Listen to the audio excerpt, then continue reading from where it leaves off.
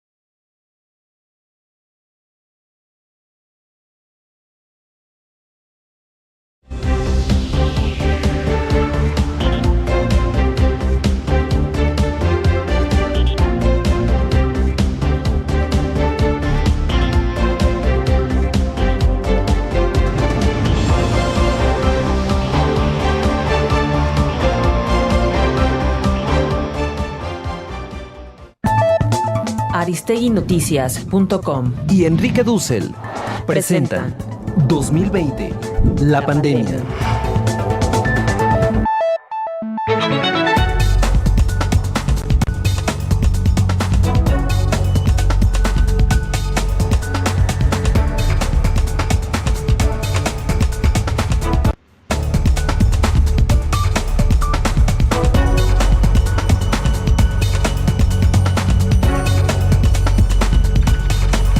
Les doy la bienvenida a todos ustedes que están con nosotros este jueves en 2020, la pandemia, y por supuesto esta emisión está dedicada a escuchar al doctor Enrique Dussel, que es una voz esencial, que es una voz que tenemos que detenernos para precisamente reflexionar y también alimentar el alma. Vaya que lo que hemos tenido en las últimas semanas ha servido para que nos detengamos, para que pensemos en lo que está ocurriendo en muchos entornos, en el alimentario, en el económico, en el educativo. Y precisamente esta semana, esta emisión y hoy, el doctor Dussel tendrá una exposición acerca del virus y la nueva escuela mexicana. Doctor Dussel, pues lo saludo con muchísimo gusto, como todos los jueves, porque esta emisión, por supuesto, está dedicada para escucharlo a usted. Y lo saludo. ¿Cómo está, doctor? Buenas tardes. Muy bien, Marcos. A su servicio. Pues muchas gracias, doctor. Y precisamente este concepto que hemos explorado en otras emisiones, porque ya lo ha reflexionado y ha tratado el asunto de la nueva escuela mexicana, hacia dónde debe ir la educación de los niños, de los jóvenes mexicanos, en un contexto en el que todo se replantea, en el que todo está sobre la mesa y en juego. Entonces, doctor, lo escuchamos con esta reflexión de qué viene para el sistema educativo mexicano en este contexto de la pandemia. Bueno, muy bien.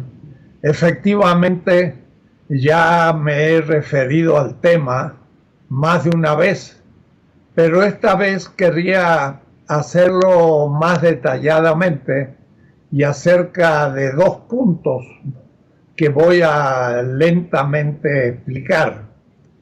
Yo creo que como en ninguno de los otros sistemas, el sistema alimentario, el sistema de la salud, en la economía o en la política, este virus que pone en cuestión la normalidad puede ser justamente tomado como un elemento creativo en el sistema educativo. Y esto porque la educación depende mucho del Estado y de la organización que se haga de la enseñanza pública. Quiere decir que no depende de demasiados otros factores, sino realmente de la voluntad de realmente cambiar las cosas para poder prepararnos a mejor digerir lo que esta crisis supone y al mismo tiempo para educar a millones de jóvenes y en poco tiempo para que vayan adquiriendo una nueva actitud. Es realmente una transformación educativa lo que este virus puede promover. Y por eso entonces quiero referirme a dos aspectos, pero lo haré primero uno y después el otro. Hemos ya tratado de que el virus es como un ataque de los efectos negativos del sistema de la modernidad en su conjunto, que ha puesto en cuestión la capacidad de la naturaleza de continuar de una manera normal a reproducir la vida. La vida vegetal está hackeada por el sistema agrario y también la vida animal por un sistema alimentario que se organiza desde un sistema económico y que se gestiona desde un sistema político, el Estado, el mercado. La educación, ¿qué es lo que hace? La educación forma a las nuevas generaciones, a la nueva generación, dándole en poco tiempo, y por eso es un sistema educativo que no espera mucho tiempo para comenzar a transmitir los conocimientos de las generaciones pasadas o de los padres, de los abuelos, a los nietos o a los hijos, sino que lo hace de manera sistemática, y por eso desde las más antiguas civilizaciones, también los aztecas tenían sistemas educativos muy organizados, y los grandes escritores de los textos aztecas eran preparados, los tlamatinimes, con escuelas que comenzaban sus clases a las 3 de la mañana, y se cuenta que cuando el aprendiz de sabio se dormía con una espina, se ponchaba en la pierna para despertarse. Eran sabios que también recolectaban, memorizaban todas las tradiciones del pueblo en poco tiempo, y por eso un sistema educativo, para de pronto a los 16, 20 años ya estar en capacidad de conocer la que la humanidad ha hecho o el pueblo respectivo ha hecho, ha inventado a todos los niveles, y poder entonces ya incorporarse a la sociedad como un adulto para gestionar la realidad del mundo cotidiano. El sistema educativo entonces acelera y organiza coherentemente el pasaje del conocimiento de una generación a otra. Por eso es que es tan importante en este momento, porque en este momento el Estado, y en el Estado el que se ocupa de la educación pública sobre todo, tiene una extraordinaria posibilidad de influir de manera rápida y directa en millones de jóvenes, toda la niñez y la juventud del país. Y entonces es una responsabilidad mayor. Por eso que ya habíamos indicado que una materia central como asignatura, como así tenemos, claro, matemática, pues gramática, historia, geografía, las grandes disciplinas clásicas, habría que introducir una nueva. Y esa sería parte de lo que se llama una nueva escuela mexicana, concepto que usan hoy los pedagogos en México y me parece muy acertada. Hay que pensar en una nueva escuela. y mucho más por el virus y la necesidad de reorganizar y dar nuevo espíritu y nuevos contenidos a la educación desde el preescolar. O es decir, a los 4 o 5 años ya puede empezarse a educar a los niños, por lo menos hasta la prepa, para entrar después en el estudio superior. Y esta parte, ser una educación obligatoria, que podría muy bien pensarse en una prepa que no vaya dirigido exclusivamente a la universidad, sino también unos estudios secundarios ya más técnicos, articulados a la producción económica, para formar entonces jóvenes que puedan ejercer a buen nivel el ejercicio de la técnica. Porque en México también a veces nos falta esto. Y por eso que es interesante, el presidente, la semana pasada, hablando del tema justamente pedagógico, dijo, creo que sería importante introducir una nueva asignatura. Y esta podría llamarse, y le puso un nombre, vida saludable. Me parece que la denominación es exactamente acertada. Porque si uno le llama ecológico, pues es muy amplio y al mismo tiempo la gente no domina tanto qué es esto de ecología, ¿no? Y puede producirse ciertos debates sobre el contenido que se le pueda dar. Pero hablar de una vida saludable es justamente la esencia de la ecología, pero planteada de una manera comprensible desde un niño a 5 años hasta un joven de 18 terminando la prepa o 19. O es decir, se trata de una materia que trate del problema primero de la vida. Y eso ya es fundamental. Y como lo dijo un importante responsable de la educación, esto significaría que en los primeros años se le hable al niño, por ejemplo, de lo que estamos ahora habituándonos a la higiene, lavarse las manos.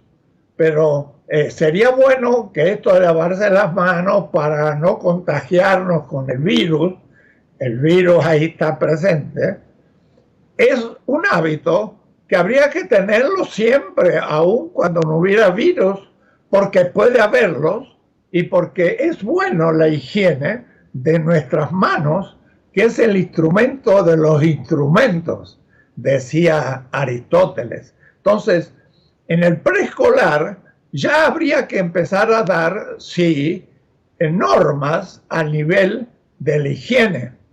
Y entonces hacerles ver la importancia que, aunque haya pobreza a veces, intentar en la pobreza, que hay que salir de ella y es responsabilidad política, pues sin embargo no ser despreocupados a ese nivel, no tirar las cosas, ocuparnos de poner las cosas en su lugar, que la basura orgánica no sea junto a la inorgánica y que lo que sea de vidrio pueda estar en otro tipo de basura, en fin, normas de educación, de higiene al comienzo. Pero después, claro, esa materia debería comenzar a complicarse. Ya habría que empezar a hablar a los niños de la comida, porque la comida es fundamental para la vida saludable. Y entonces enseñarles que, por ejemplo, una gaseosa, que le ponen un poquito ahí de gases, y a veces es el mismo agua normal, pero que se la vende privatizada y que cuesta caro, se podría mejor hervir simplemente el agua, y ni que hay que comprar el agua porque podemos descontaminarla de una manera mucho más económica y toda la gente. Pero a su vez tenemos que educar a los niños, demostrarles que las gaseosas tienen azúcar y el azúcar es glucosa, y esa glucosa tiene dos efectos: se divide y se hace grasas y produce obesidad, y por otra parte también aumenta el componente glucosa en la sangre, y eso se llama diabetes. Entonces hay que decirle a los niños: miren, hirvamos el agua y en vez de tomar gaseosa, tomemos agua. Eso es lo saludable.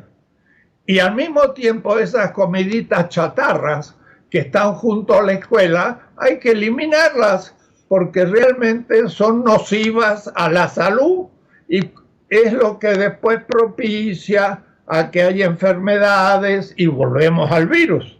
Entonces, después de la higiene empieza el comestible, y entonces se les enseña a los niños a comer más. Esas clases podrían enseñarse el arte culinario.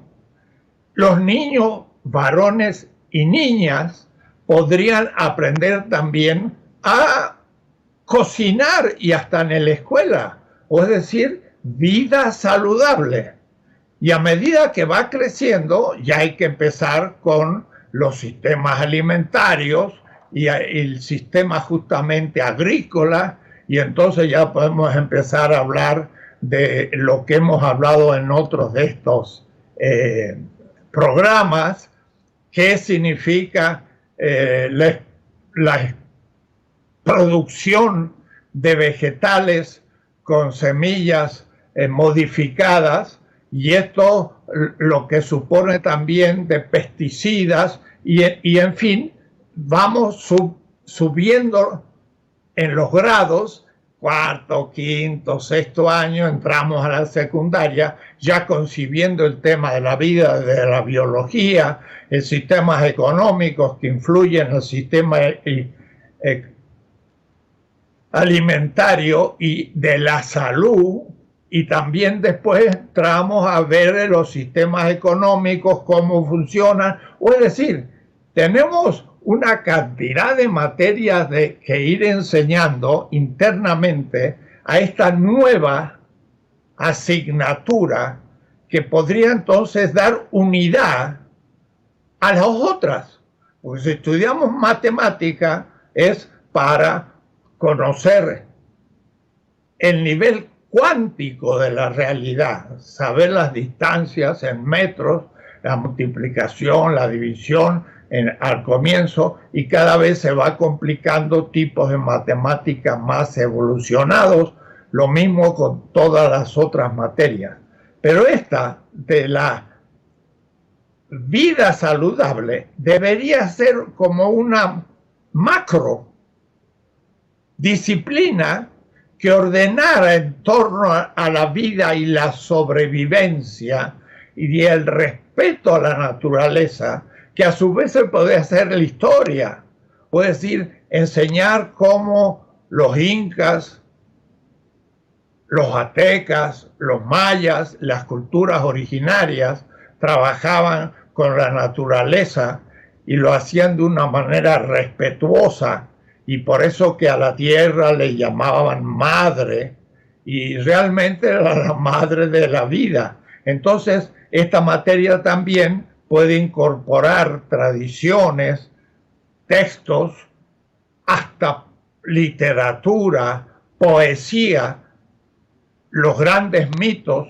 que cuidaban de la vida en las tradiciones, y cómo después la modernidad lo puso en cuestión, y cómo nosotros debemos ahora comenzar a dominar la tecnología para que use energía y materia renovable. Y entonces desen cuenta, ahí pueden haber cursos también de energía renovable, y preparar a los jóvenes para pensar un mundo distinto y ser ellos mismos participantes futuros de la creación de una nueva tipo de civilización que evite el hecho de un virus que serán en el futuro, según hemos visto en estos programas por parte de los que estudian los sistemas agrícolas, por ejemplo, serán cada vez más peligrosos y también propiciarán el surgimiento de nuevos virus más poderosos, porque como vienen estos gérmenes patógenos de la vida animal, a la cual maltratamos también con una medicina excesiva, porque les damos antibióticos en cantidad para sacarle las enfermedades a los pollos, a los puercos, a las vacas, y después nos comemos esa carne. Entonces ya entra el sistema de la salud también integrado en esta materia. Miren todo lo que estoy diciendo. Es una materia que tiene muchísimo contenido, pero que articula las otras.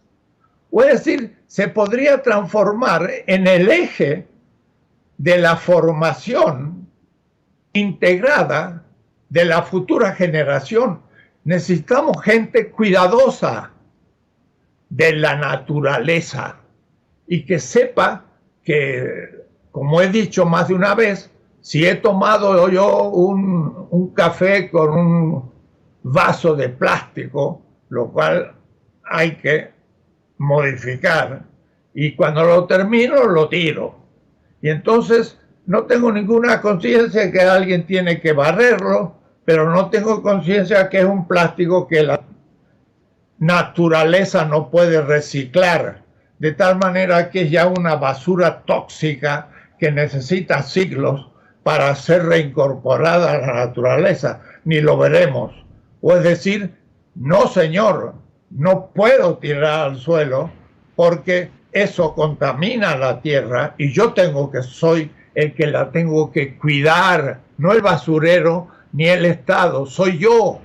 Y entonces la ciudad estaría limpísima y a su vez no habría más plásticos para que contaminan los mares y maten los pescados y el plancton y todo. O es decir, formaríamos niños y jóvenes con una nueva mentalidad, los cuales a su vez enseñarían a sus padres y sus abuelos en su casa hoy a modificar las costumbres de nuestros hogares y también hacernos más ecológicos. Miren qué simple, gastamos la mitad del agua que se nos va en las tuberías antiguas de la ciudad, pues hay que cambiarlas.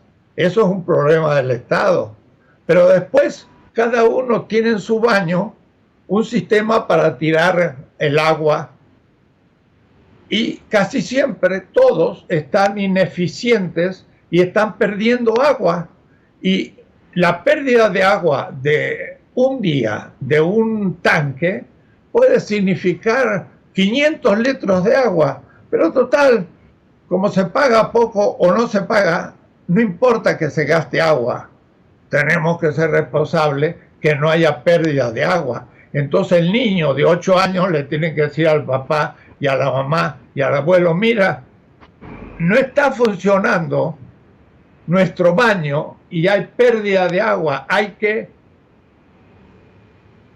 arreglarlo, porque eso es una falta ética y una falta de responsabilidad con todos los mexicanos, porque nos está faltando agua. Entonces, esa formación tiene que darla la escuela. Y esto es el primer mensaje. Así es, doctor Dussel, una nueva concepción de la vida es lo que usted está planteando, una nueva mentalidad, y pues sé que tiene otro aspecto que usted quiere plantear durante la emisión, otro ángulo de este pues complicado asunto de cómo replantear la educación, y yo le pongo una pregunta ahí que sé que tal vez podría no estar totalmente alineada al segundo bloque, pero la mentalidad de los niños, de los jóvenes actualmente, usted que analiza el pensamiento y que se detiene a reflexionar, ¿cómo se ve transformada con la falta de la presencia física en una escuela y de la convivencia cotidiana con otros niños y jóvenes. Si le parece, después del corte, le planteo esta pregunta, que es precisamente la mentalidad actual de los niños en este contexto, cómo se trastoca y qué repercusiones podrían tener en una sociedad como la mexicana. Volvemos después del corte y por supuesto con el ángulo que también el doctor Dussel va a explorar en este programa, el virus y la nueva escuela mexicana. Volvemos y sigan con nosotros.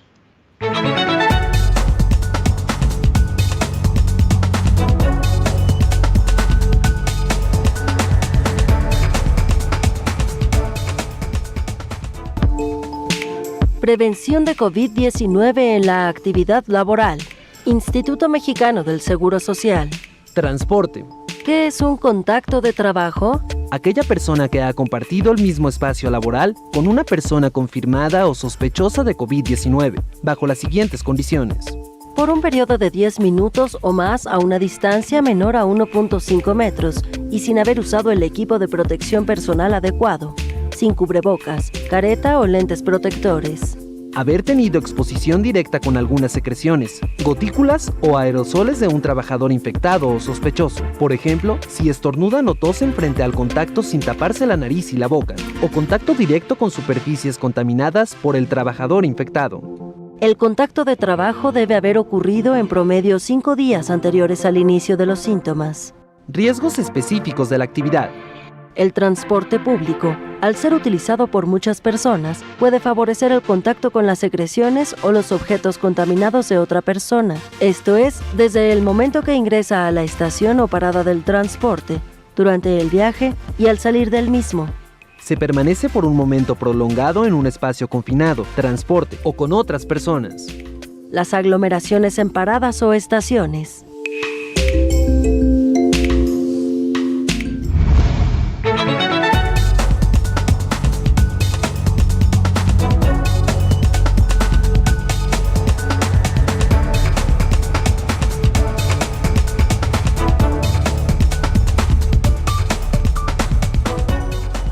Ya estamos de regreso con el doctor Enrique Dussel en esta emisión de 2020, la pandemia, que estamos en www.aristeguinoticias.com preparando para usted cada jueves, y por supuesto esperamos que sigan con nosotros y que nos continúen sintonizando, siguiendo, dando clic en esta emisión especial, porque sin duda siempre contar con el doctor Dussel es un privilegio. Y doctor Dussel, pues lo dejo en el tema que usted quería explorar y pues le planteo esa pregunta: ¿cómo la mentalidad de la niñez y la juventud mexicana se puede ver trastocada ante la falta de un esquema educativo como lo conocíamos? Está totalmente en pausa.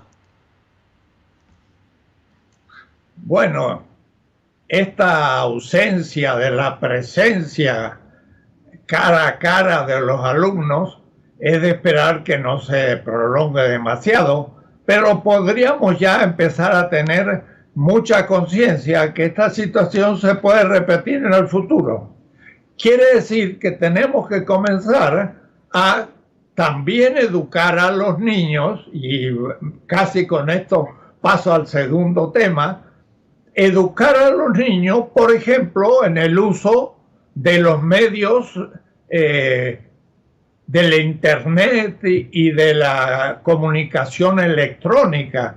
No olvidemos que, por ejemplo, el Uruguay, país que entra casi en Chalco, porque son 3 millones y tanto, entra en uno de nuestros grandes poblados. El Uruguay entregó a todos los niños del país una pequeña computadora muy bien diagramada, de plástico, que resiste golpes y que el niño, si se le cae al suelo, no se rompe, y que después tiene un servicio rápido para componerlo, porque no es una computadora con muchos usos, sino muy dirigida a la enseñanza. Y es extraordinario la revolución que produjo. Yo estaba en el Uruguay y hablaba con una directora de una escuela y me decía, bueno, ahora yo como directora me comunico con todos mis maestros de inmediato y puedo dar una noticia a todos los alumnos de la escuela cuando sea necesario, y era eso hace 4 años donde nos pensábamos en la situación en que estamos. De tal manera que me gustaría ver ahora qué pasa en Uruguay y cómo ellos han podido mucho mejor continuar las clases, porque los niños ya están completamente habituados al uso de los medios y a su vez el Estado les regala la computadora. Los niños y las familias tienen que componer la computadora, pero bueno, eso cuesta 3.000, 4.000 pesos, una computadora hecha masivamente para todos los alumnos de un país, y se gasta una vez o se hace por créditos, y podríamos nosotros pensar de regalar 30 millones de computadoras, que son 3.000 pesos, son 2 meses de esta ayuda de becas que se está dando, y sería un impacto tremendo en todas las escuelas del país. Claro que eso supone que haya comunicación de este tipo en todo el país, pero esa manera de usar estos medios técnicos deben incorporarse aún a la enseñanza tradicional, por supuesto, de ir a la escuela y cara a cara estar juntos. Y ahí esto me permite pasar al segundo tema. La nueva escuela mexicana debería entonces tener esta macro disciplina obligatoria 2 o 3 veces por semana sobre la matemática, la geografía y la historia y la gramática. Sería más importante porque la vida es más importante que la matemática.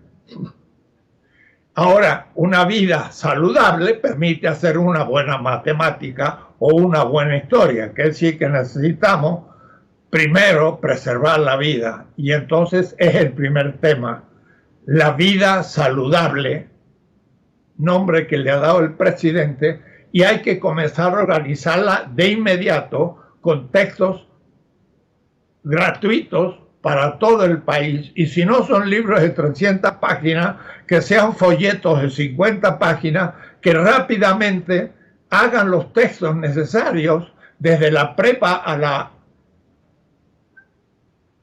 prepa, de la preescolar hasta la prepa, para que ya se empiece a enseñar esto porque es necesario.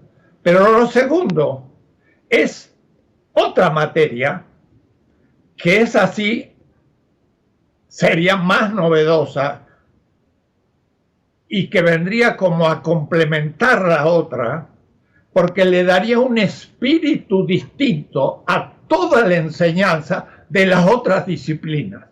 O es decir, se tendría que incorporar una nueva disciplina y que algunos le llaman humanística.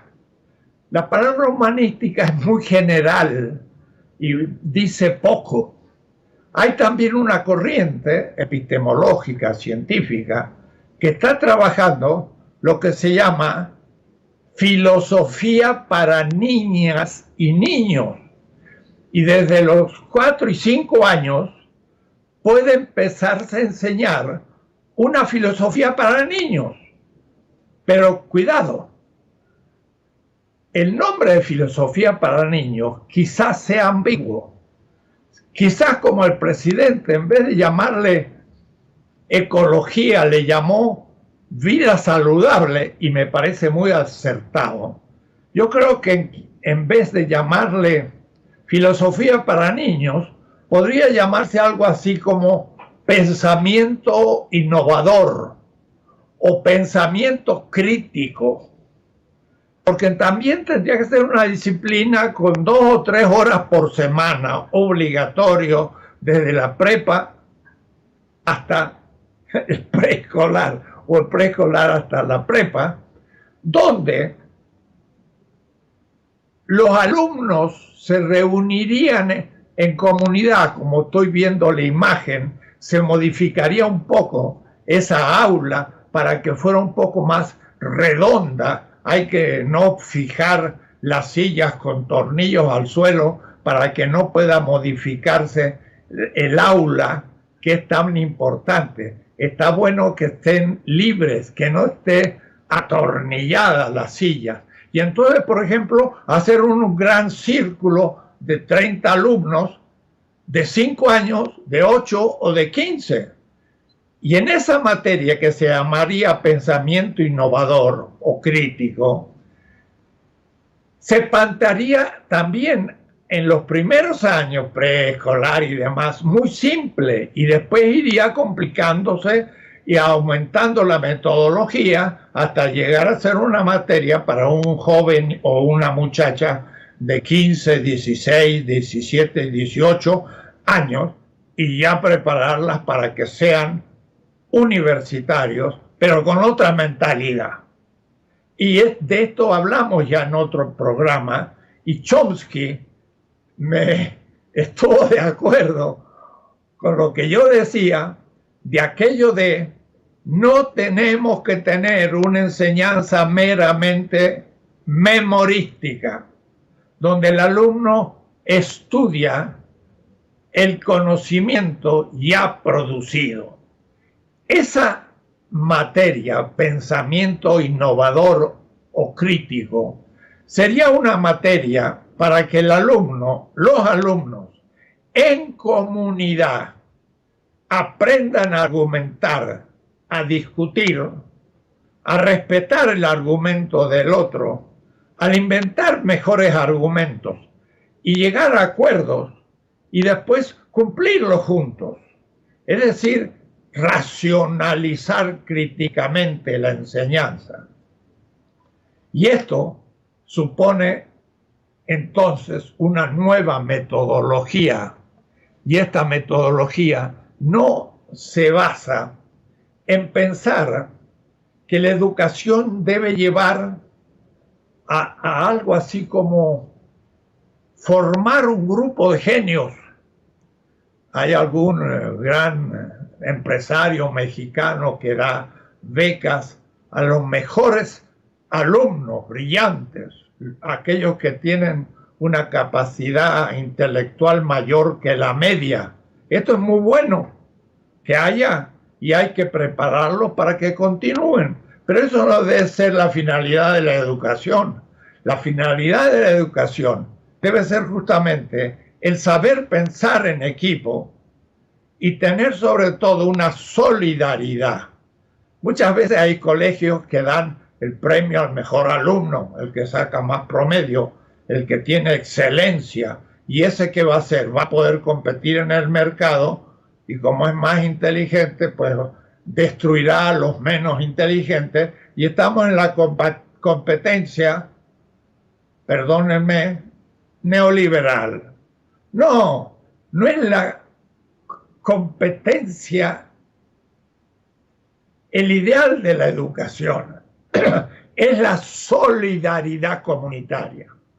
Tendríamos que dar un premio no al alumno con más promedio, sino al mejor compañero o compañera.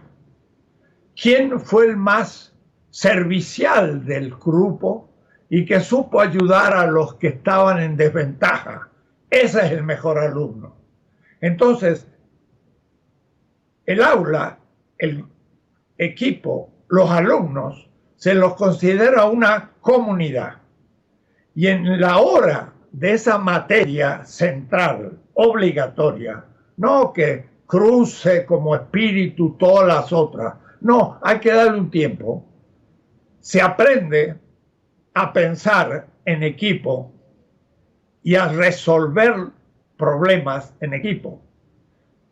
Y a los 5 años, ya lo he dicho, se puede hacer eso, porque se le puede a los niños contar un cuento simple, hasta de un libro de hadas, escogido, en un folleto que ya se imprima en agosto próximo y que se reparta en todos los colegios en la prepa, no, en la preparatoria.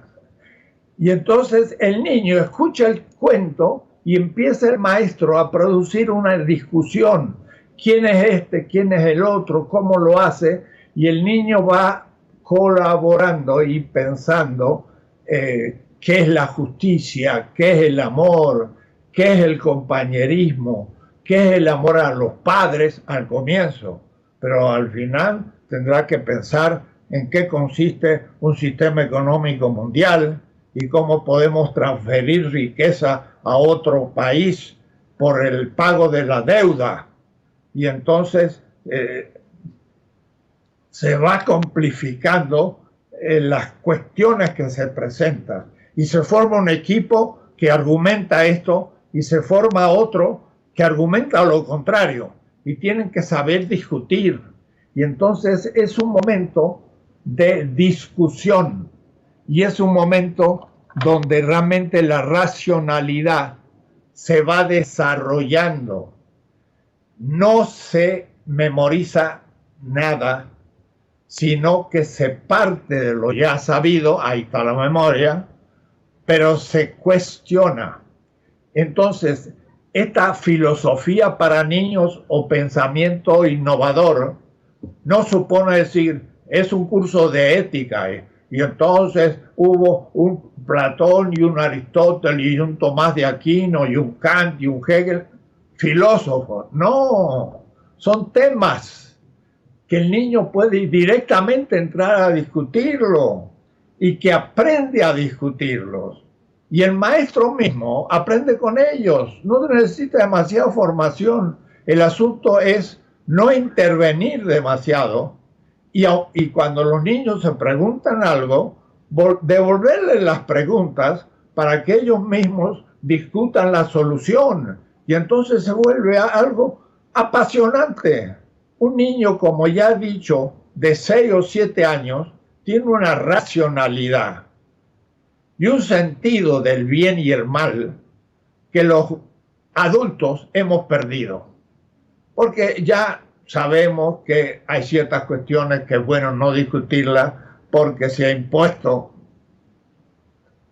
el principio del más fuerte y de la competencia y entonces pues, no se discuten. Mientras que el niño todavía no entró al mundo de los adultos ni de las reglas injustas de la sociedad. Entonces tiene una cabeza abierta, 6, 7, 8 años, y en vez de decirle, cállese, estudie, repite, memorice, se le dice, piense, discuta. ¿Por qué es bueno? ¿Por qué es malo? A ver, dime, ¿es justo esto? ¿No es justo? Y el niño reacciona rápido. Esa materia sería la otra macromateria obligatoria en el currículum que daría un nuevo espíritu a esta normalidad que se abre. Ya no podemos aceptar las cosas como están. Los adultos ya estamos, permítanme, deformados. Es difícil que cambiemos. Tenemos que hacerlo, pero es difícil. Los niños están prístinos, no tienen presupuestos, están abiertos y sobre todo, por naturaleza, inteligentes, son buenos, son honestos, colaboran. No somos egoístas por naturaleza. El egoísmo nos viene por una cultura de la competencia y que por un darwinismo social arrincona a los más débiles. El niño está antes que eso. Un afro, negrito, diríamos así, juega con un blanco y si el negrito juega mucho mejor el fútbol que el blanco, el niño blanco lo admira porque dice que bien que juega al fútbol y cuando tienen que hacer un equipo quiere estar con el negrito porque él sabe jugar. Los niños no son racistas, somos los adultos los que clasificamos al afro como una raza inferior. Los niños jamás. Tenemos que conservar eso. Tenemos que discutir por qué una raza no domina a otra y discutirlo con los niños. ¿Por qué el varón tiene que dominar a la mujer? ¿Por qué el rico tiene que dominar al pobre? ¿por qué hay injusticia? Todos esos temas, con un cuento bien escrito por un gran historiador, cuentista, escritor, poeta mexicano, hasta contemporáneo, que se colaboraría con los textos obligatorios y gratuitos, que pueden ser folletos, cuando no sean libros, ya no más empezar y después hacer equipos para hacer los nuevos textos gratuitos. Pero podríamos hacer que grandes escritores pongan los grandes cuentos y se dosifiquen, más simples al comienzo y complejos a una cierta edad, 10 años, y después ya entrar a estudios más sistemáticos de cómo funciona la ciencia y cómo la ciencia también debe contribuir al descubrimiento de la realidad. Esta materia es la segunda materia que habría que pensar poner en la nueva escuela mexicana. Así es, doctor Dussel. ¿A quién propondría de estos autores que se imagina y que podrían estar en este nuevo esquema? ¿Se le viene a la mente algún nombre? Mire, la verdad, a todos nuestros buenos escritores. Puede decir, podríamos pedirle a Villoro, que además sabe y dice, como el Galeano, que hay una ética en el fútbol. Entonces, hasta el fútbol se puede poner como un ejemplo, y eso daría una gran discusión. La mala intención en una jugada, ¿por qué es mala? Y eso podría haber una buena discusión a un grupo de 10 años, y entrarían todos a discutir y por qué tal creo que es bueno o es malo, y sacarían una clase de ética viendo un partido de fútbol. Ese tipo de cosas es la que necesitamos. Pensar el mundo cotidiano críticamente. Y por supuesto, Taibo II, él podría escribir unos cuantos cuentos. Claro. Y Elena Poniatowska seguro que estaría feliz de hacerlo. Podríamos reunir 50 escritores que pusieran textos a distintos niveles, y la gente conocería grandes escritores y al mismo tiempo los temas y los discutiría. Es muy fácil. Y eso es lo que se necesita. En vez de cerrar la actitud de los niños, abrirla y problematizarla.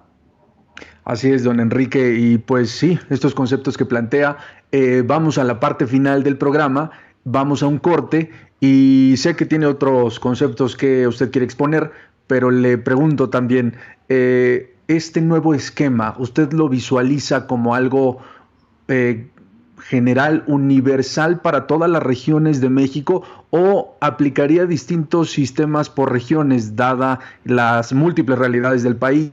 Se lo dejo ahí, vamos al corte y volvemos.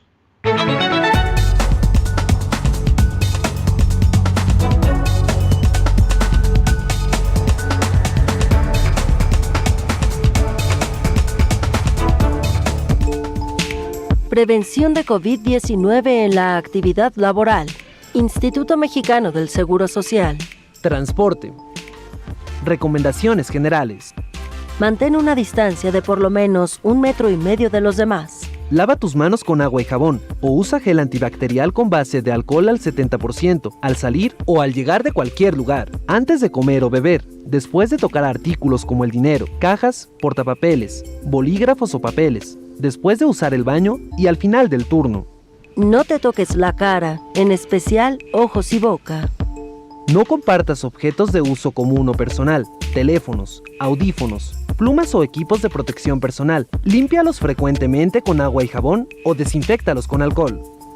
Tómate la temperatura diariamente. Si es mayor de 37.5 grados centígrados, repórtala a tu jefe o al personal de salud de tu empresa y llena el permiso COVID-19.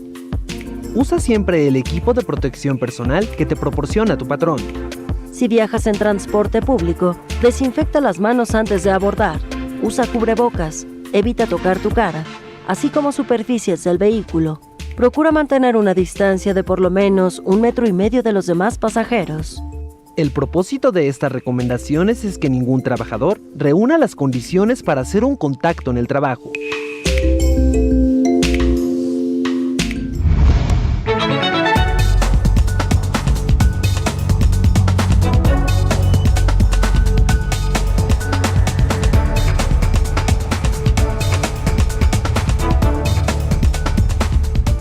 Ya estamos de regreso en esta parte final de la emisión de 2020 de la pandemia con don Enrique Dussel. Es un placer estar conversando con usted, don Enrique, y por supuesto esta última fase es suya. Le hice una pregunta, pero obviamente si usted tiene otros conceptos que quiere elaborar, adelante. Es la pregunta: ¿se imaginan regiones distintas planteando este mismo tema, pero en distintos contextos, distintas realidades? Por supuesto, y me parece muy bien la pregunta. Debo decirle que en 2 horas tengo una conferencia a una universidad indígena en México y ahí voy a hablar de la interculturalidad, porque a veces se habla de la enseñanza para indígenas y muchas veces el texto traducido en el mejor de los casos a su lengua, pero la traducción es solamente de la lengua y no de todo el contenido. De tal manera que esto sería muy simple, estas materias, de justamente no ser una traducción de un texto que se hiciera para todo el país en castellano y se traducen en distintas lenguas, nuestras 40 lenguas o más que existen, sino que tendrían que ser escritos esos folletos, quizás no grandes textos, y los folletos irán mejorando y se seguirán aumentando prácticamente en cada cultura. Puede decir que el primer curso de pensamiento innovador o crítico para el preescolar tendría que estar pensado en 40 distintos contextos, que no es lo mismo un azteca que un maya, que un otomí, que un zapoteco y que tantos otros grupos de nuestro país. ¿Y quién los escribiría? Los maestros que son de esa nacionalidad, que conocen esa tradición y conocen esa lengua. Y entonces escribiría un cuento maya, tradicional maya, y los niños lo discutirían en maya en su propia lengua. Y aún quizás podría hacerse la experiencia de que también lo hicieran en español o castellano o ladino, para que también sepan comunicarse con los otros mexicanos. Pero esto debe ser intercultural. Y claro, no pensado solo desde el nivel nacional. Debe darse mucha autonomía de los estados y sobre todo las culturas. Y esto también incrementaría la posibilidad del escritor, porque tendrían que escribirlo poetas y escritores que escriban en maya o en zapoteco o en tantas otras lenguas, y el niño se sentiría en su casa, en la escuela, y entonces llegaría a la casa, como yo siempre he dicho, y no le va a decir a la mamá: dice la maestra que soy un burro porque no puedo hablar bien castellano, y se lo dice a la mamá en zapoteco, y la mamá dice: bueno, niño, hay que ser una persona culta y hay que hablar castellano. Si llegara al colegio y la señorita le da un cuento en zapoteco y les dice a hablar zapoteco, porque nuestra lengua es una lengua milenaria que tiene grandes tradiciones, y vamos a tomar uno de nuestros grandes cuentos, mitos, y se cuenta y empiezan los niños a discutirlo en su lengua, su cultura, que a su vez tienen los restos arquitectónicos y arqueológicos ahí cerca, porque es su cultura, ese niño va a ser culto y va a llegar a la casa y va a decir, la señorita me dijo que somos muy cultos, porque claro, los niños de las ciudades hablan castellano y nada más. En cambio nosotros hablamos zapoteco y además hablamos castellano o español y por lo tanto somos ya bilingües y algunos hablan también el otomí. Y entonces el niño tiene otra conciencia de lo que es la cultura y puede pensar en su propia lengua y en el castellano. Y eso nos va a aportar a México una enorme cantidad de nueva información que se necesita para esa otra materia que se llama vida saludable, porque ellos tienen también tradiciones de comida y tradiciones de sanar enfermedades comunes y demás que se están perdiendo porque son las tradiciones milenarias de México. La pregunta que me has hecho, Marco, es justamente con la que yo quería cerrar. Esas dos materias tienen que ser interculturales y culturales. O es decir, México debe en su constitución futura poner México es un estado pluricultural y plurinacional. Nos falta eso. La de 1810 todavía no pudo hacerlo, pero ya lo han hecho otros países en América Latina. Y como tenemos muchas naciones, tenemos que también aplicar esto en las escuelas.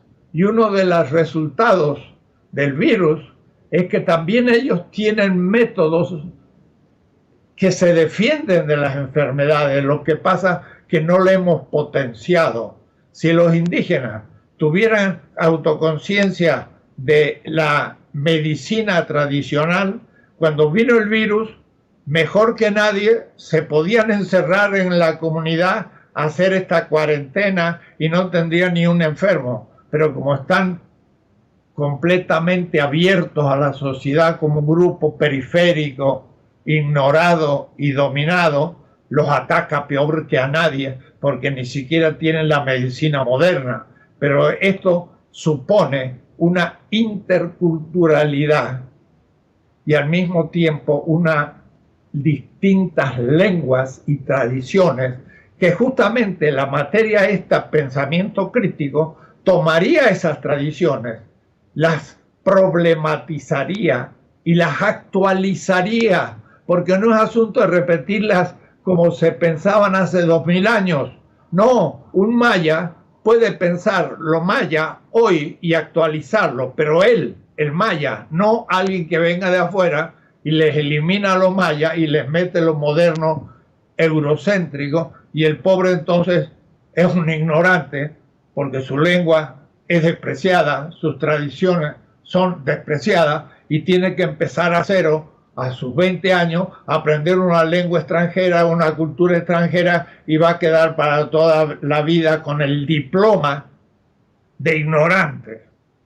Porque lo que da muchas veces en nuestra escuela es el diploma de ignorante. O es decir, no fuiste buen alumno y por lo tanto eres un semianalfabeto.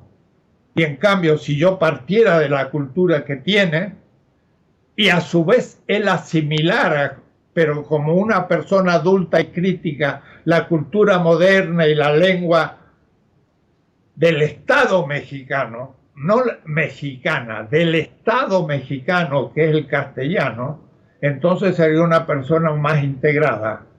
Y de ahí que la pregunta tiene mucha fuerza, porque estas materias deben ser la vida saludable dentro de mi cultura y un pensamiento innovador y crítico desde los componentes culturales de mi comunidad, y muchas veces eso comenzó con grandes mitos.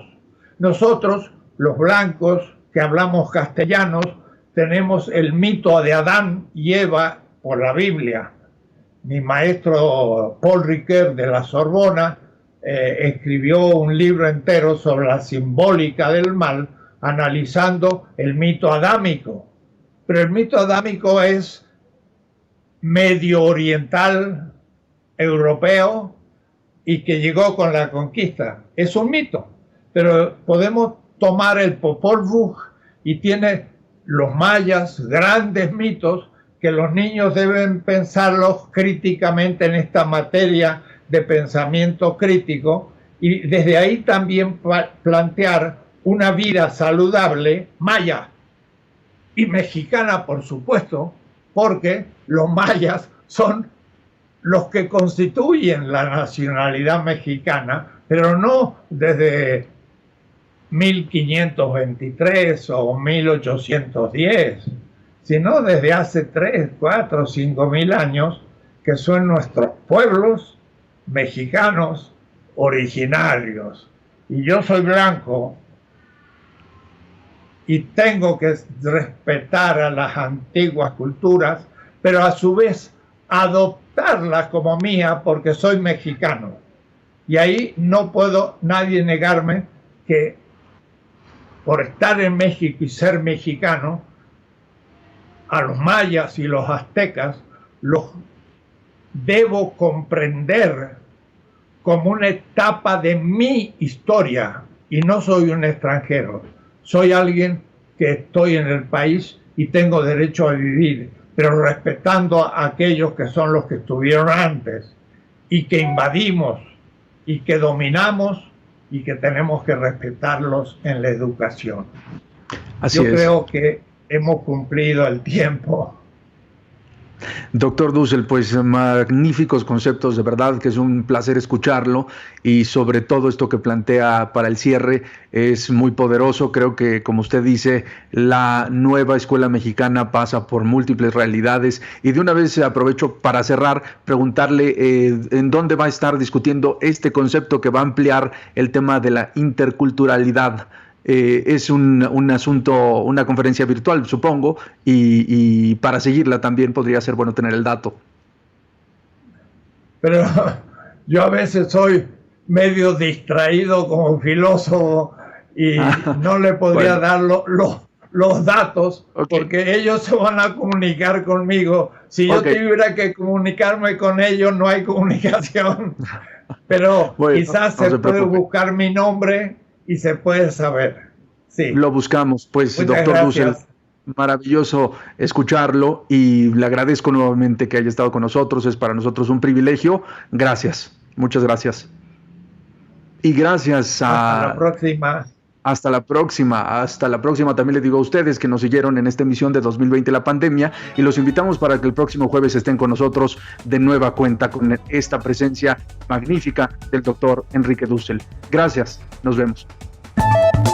aristeguinoticias.com y Enrique Dussel presentaron 2020, la pandemia.